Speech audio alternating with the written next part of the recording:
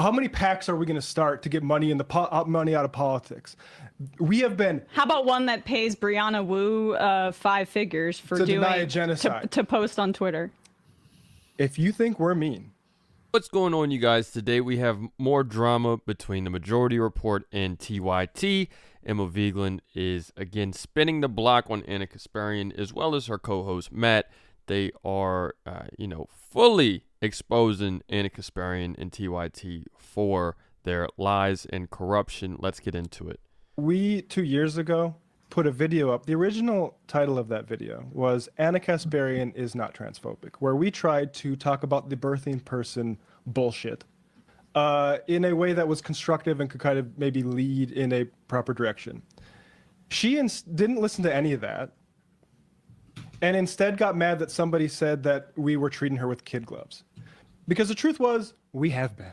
For my entire career here at Majority Report, it has been a tongue-holding exercise for like Wolfpack, fucking harebrained.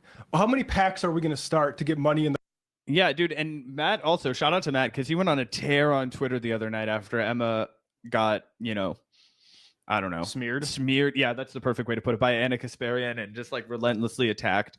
And he was like, oh, you want to play that game? And so he published all the money they've been giving Brianna Wu. They've talked. He put out one really damning screenshot that showed that they'd raised like something like $80,000, no, $200,000 or something like that for the Rebel Pack or whichever one. And then they'd given $2,900 to actual candidates, and they'd given like $20,000 to Brianna Wu. It's absolutely nuts. Yep. The mismanagement of funds. And you realize it's all just racketeering. Yep. You realize that it's all just laundering money and keeping the people close to them fed. And it's not like Brianna Wu needed the money. How many actual on the ground progressive activists could have used that 18 grand so much more than Brianna, or 24 grand or whatever it was, so much more than Brianna Wu, who had 4 Porsches, has a rich husband, all this privilege, but yet you have to let go real reporters from TYT because you can't afford to pay them. What kind of lunacy is that? You realize it was never about that. It was all about just cuddling up and being part of the establishment. Yep. And that's also true. Also, something else that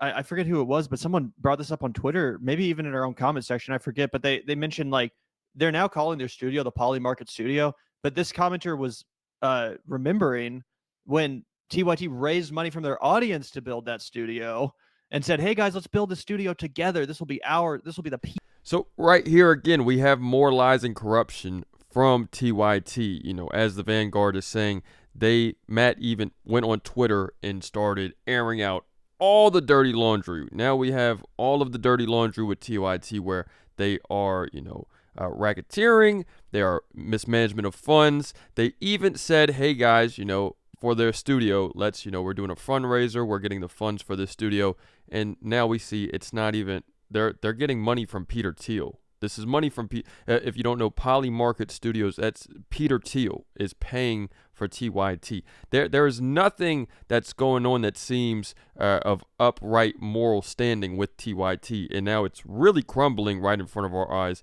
And we have the Vanguard speaking on it, we have Matt speaking on it, we have Emma Vigeland speaking on it. It's not stopping anytime soon. People's Studio or whatever. And now they're literally just calling it Poly Market Studio after auctioning it off to the highest bidder. It's truly disgusting. It's comical.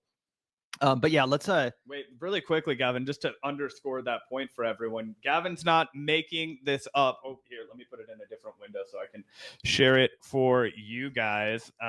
This is pretty crazy. Young Turks raised $402,950 for a new studio. Guys, you bought the Poly Market Studio. You guys put the money in. You guys fronted it for Jank. You bought him a luxury studio. The Young Turks needed a new studio, so 3,672 of the online and sometimes cable television newscast supporters contributed a cumulative $402,950. The popular internet news network, headlined by Cenk Uygur and Ana Kasparian, and in possession of over 1.3 million YouTube subscribers and 1.2 billion YouTube views, took an Indiegogo in early October 2013 to start soliciting contributions for new digs. And let's see if we can pull up that actual Indiegogo over here. TYT, let's build it together. The Young Turks.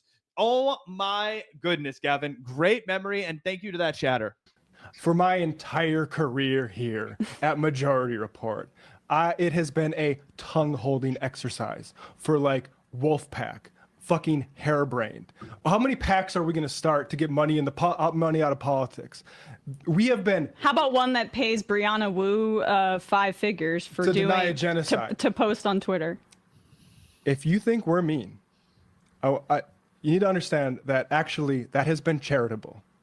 So it has been based on what I have asked for, really, in part because of and because of my personal feelings about the situation and because of how sad it made me. I'm not somebody. Trust me, you can ask my exes. I didn't break up with a lot of people. I stayed in way too many relationships for way too long because I tried. So right here we have Matt saying, thank goodness I don't have to hold my tongue on Ana Kasparian no more. You know, people want to say that we've been pulling, you know, that we've been maybe a little harsh. We've been pulling punches. That's what he's saying. He's saying that if you thought that we were a certain way, just wait. We haven't even really began calling out all of the bull crap that TYT has been doing for however long. You know, and we have Emma Vigeland, you know, going with that. She's literally saying, she's adding on top of it. She's saying, yes, what about Brianna Wu? What about, you know, Brianna Wu? She has the numbers. She's actually going to pull out, you know, the specifics. She has a better idea on all the corruption than anyone, being, you know, being a part of TYT in the past and also having, you know, just an insider view. And it's really about to blow. It's really going to all come undone in the next few weeks or so.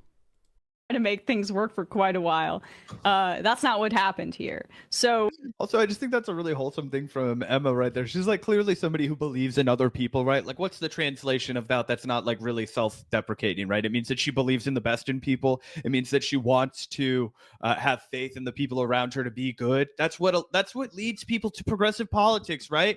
And the level of authenticity, I think, is evidenced right here by what Emma just said, even in her own personal life, right? Whereas then you look at Ana Kasparian, and she's so angry, and she's so bitter and resentful, right? She's not coming at this with the politics of love, right? And one of the things that you guys might think is cringy, but needs to be done, progressives have to empathize that we are the people who have a politics of love. We have the politics of community. We have the politics of neighborliness, right? That's one of the things Gavin and I really appreciated about Tim Walz, was he was like, guys, this isn't socialism so much as it's neighborliness, right? Like, Gavin and I might support socialism, but it's true, feeding kids at school, that doesn't mean you live in a socialist society. That just means you're a good neighbor, right? Let's start there. Let's break bread over that, you know, common ground. So anyway, I just think if you're looking for any other reason to be like, who do I have faith in? Who do I believe is telling the truth? Emma right here is super sincere. And also, she's probably one of the least narcissistic people in media. That's something I never realized before we got into this scene, but it's rife with narcissists, guys. Like, almost everyone in this fucking industry is a piece of shit. They're in it for themselves. They don't have any actual core ideology or principles. All they care about is growing. We have seen this over and over and over again with channels that we gave the benefit of the doubt, with commentators that we tried to befriend in good faith and say, hey, let's, you know, be in community together, assuming naively that everyone was like us. Whew, did we have something coming? We learned a lot, guys. Here we are 4 years later, and I can say without a doubt that Emma Vigeland is easily one of the least, and not, I mean, she's not at all narcissistic, but she's actually genuinely a good person. She's a nice person. She cares. She's not just in it for herself or to build her brand.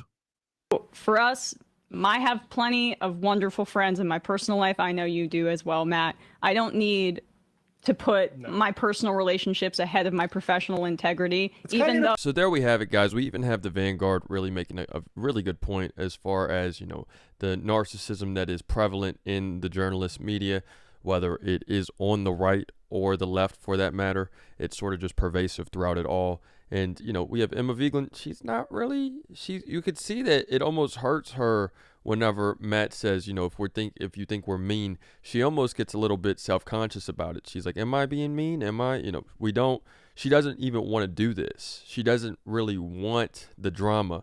It's more or less just calling out the hypocrisy, calling out all of these things that leads to drama. It's not even necessarily that she wants this, you know. But let me know what you guys think in the comments. It's another day in the progressive way.